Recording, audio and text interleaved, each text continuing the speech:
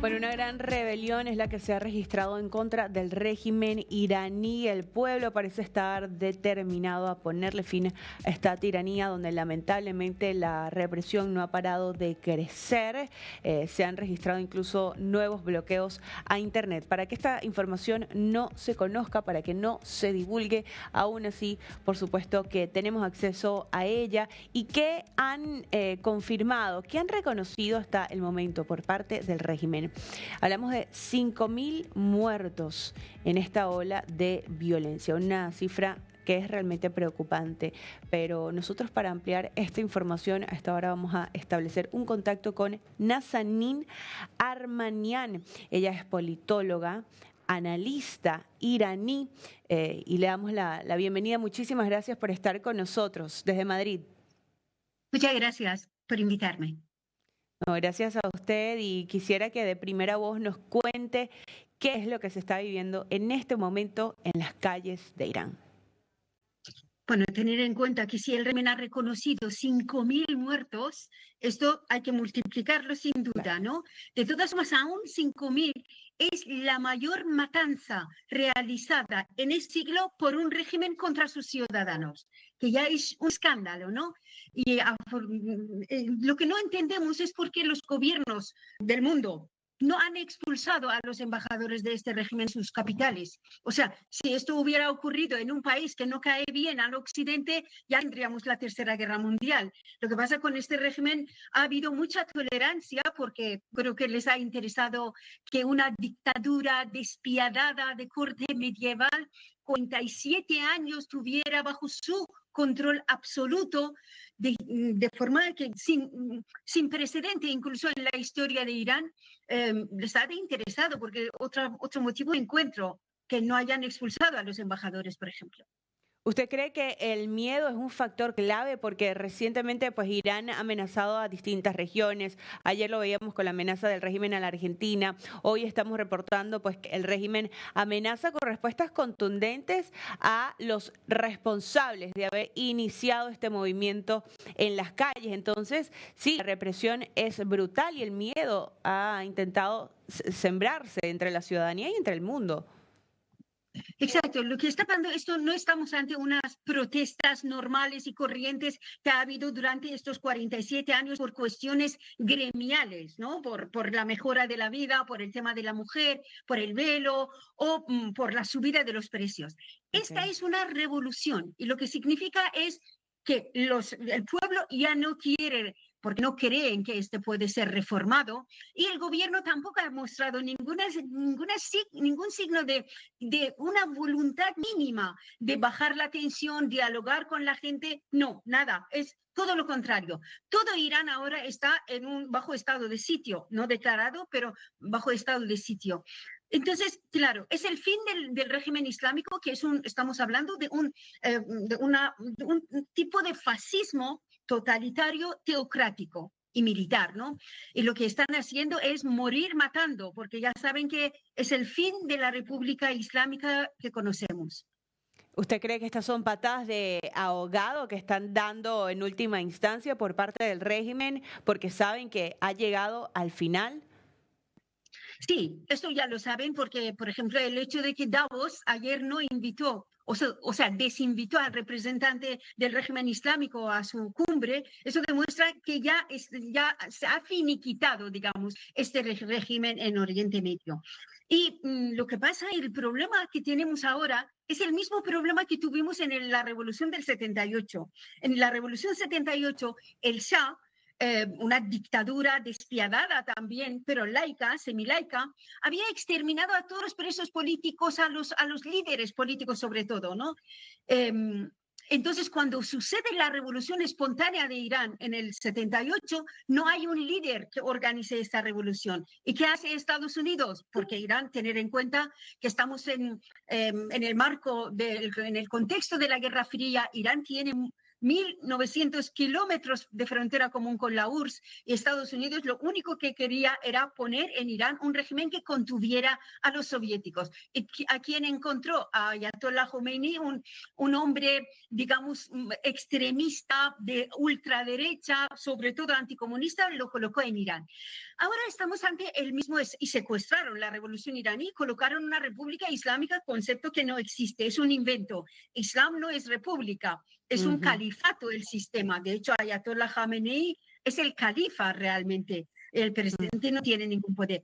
Ahora están haciendo lo mismo. Ante una revolución espontánea, están montando otra vez a Reza Pahlavi para secuestrar la revolución, para que otra vez la extrema derecha, esta vez monárquica, vuelva a tomar el poder, y las exigencias del pueblo, que son libertad, igualdad, un Estado federal, porque tener en cuenta que Irán es un país cuya población en un 65% no es persa, son diferentes grupos étnicos.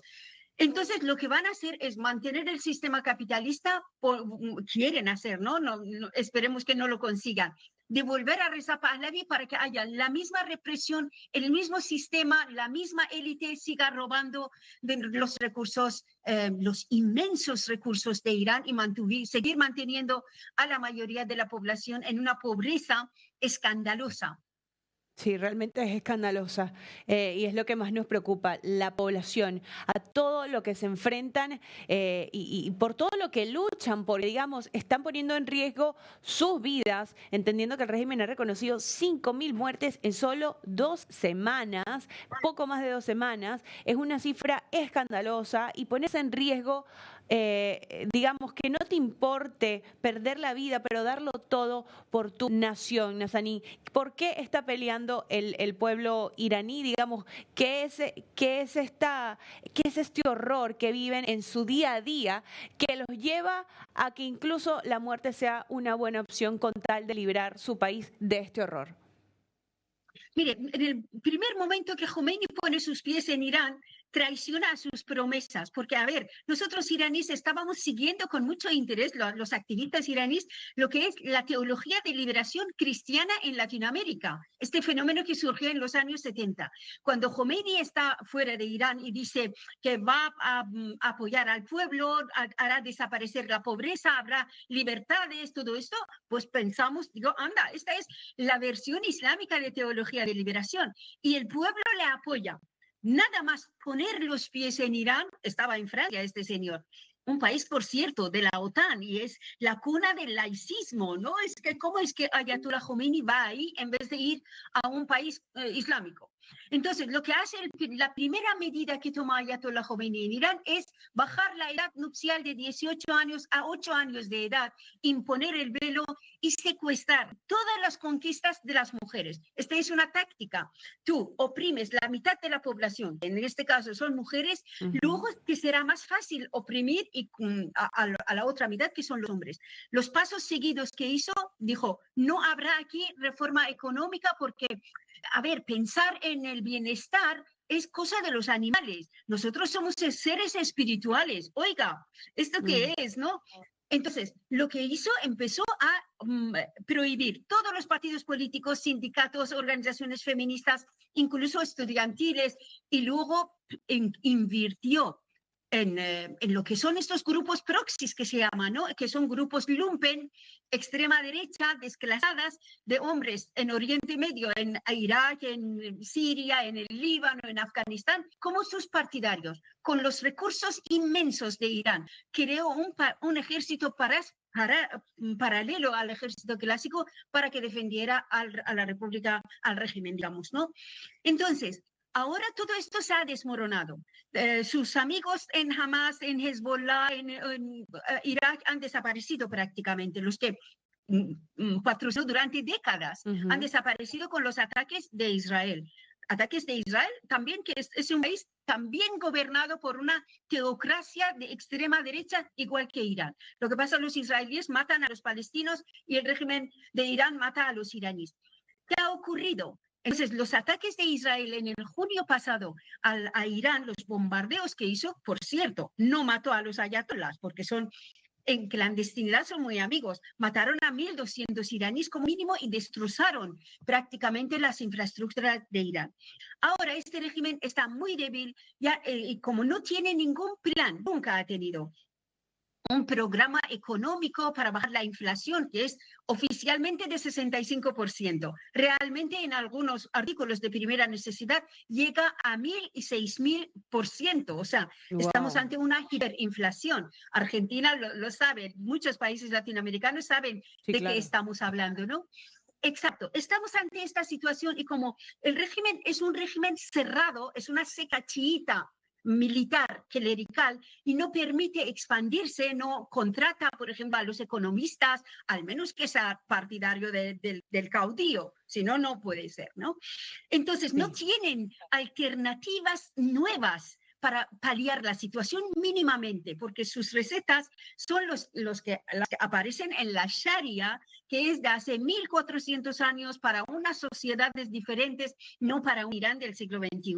Por lo tanto, no tienen ninguna fórmula posible de acabar con la crisis política, económica, de legitimidad, sobre todo de legitimidad, porque un régimen que mate a al menos 5.000 ciudadanos suyos y multiplique esta cifra por los familiares y los amigos, es que ya ha perdido la legitimidad, no solo ante su pueblo, sino también en extranjero, ¿no? Este régimen ya está acabado. Ahora nos preocupa lo siguiente, que haya un ataque militar de Estados Unidos e Israel sobre Irán para secuestrar la revolución y también el régimen. Tenemos miedo a que el régimen también lance un ataque preventivo sobre Israel para exportar la crisis interna y entre los tres estados aplasten al pueblo iraní y se secuestren otra vez la revolución en un país tan grande que llevamos 100 años en diferentes revoluciones luchando por una democracia mínima,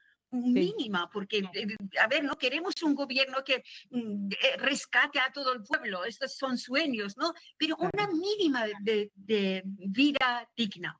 Un mínimo ápice de normalidad, entiendo lo que usted hace referencia, se entiende perfectamente. Todo lo que nos relata realmente es una historia de mucho dolor para su pueblo y la situación actual es realmente insostenible. Así que nos vamos a aferrar a ese mensaje que nos da diciendo que ya llegó a final. Prácticamente estamos en el final y ojalá que sí sea, porque son muchas muertes. Es injusto lo que vive el pueblo iraní, pero que sin duda, como lo veníamos diciendo, está determinado a que el mundo lo escuche, porque con todo y bloqueo de internet el mundo los está escuchando. Nazanin, por último, yo quisiera pedirle un mensaje, porque bueno, nos está viendo Latinoamérica, cómo podemos apoyarlos en su lucha, qué podemos hacer cada quien desde su trinchera, o qué quiere decirle a toda Latinoamérica para que entienda lo que está pasando hoy en su país.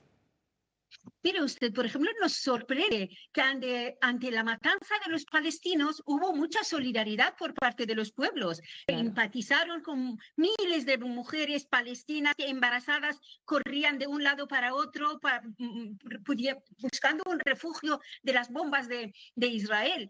Lo que nos sorprende, ¿cómo es posible que aquellas personas sensibles no se han manifestado ni siquiera con un comunicado mínimo, se han solidarizado con el pueblo iraní? Eso no nos lo explicamos, ¿no? Primero, pedimos solidaridad efectiva con el pueblo iraní, que se condene cada uno de estos asesinatos que han cometido y están cometiendo en Irán, porque atención a una cosa, que cuando Trump dijo que si el régimen endurece la represión y ejecute a los manifestantes, atacaremos. Sí. Oiga, lo que está haciendo, como no quiere, o sea, el pacto es esto. Claro. El pacto indigno entre Trump, que solo es un invasor, él quiere intervenir en Irán por sus propios intereses. Obviamente no quiere atacar el programa nuclear, sobre todo, no apoyar a los iraníes. Y el régimen quiere pactar con ellos. Pero lo que está haciendo es verdad que no ha ahorcado de momento, hasta este momento, a un iraní por sus grúas en las plazas céntricas del país. Sí. Pero los está ejecutando por las calles y en las cárceles. Lo que pedimos es solidaridad efectiva de los pueblos y de los gobiernos y la expulsión de todos los representantes del régimen y, si es posible, su arresto para que respondan ante un tribunal internacional por 47 años de pisotear lo más mínimo de los derechos humanos en mi tierra. Así es, importante entonces este llamado que usted hace, esperemos que sea tomado en cuenta por todas las naciones latinoamericanas y el resto del mundo. Nazanin, muchísimas gracias por tu relato, por tu tiempo, por tu testimonio tan valioso. Gracias. Muchas gracias por darnos voz. Gracias. Un abrazo.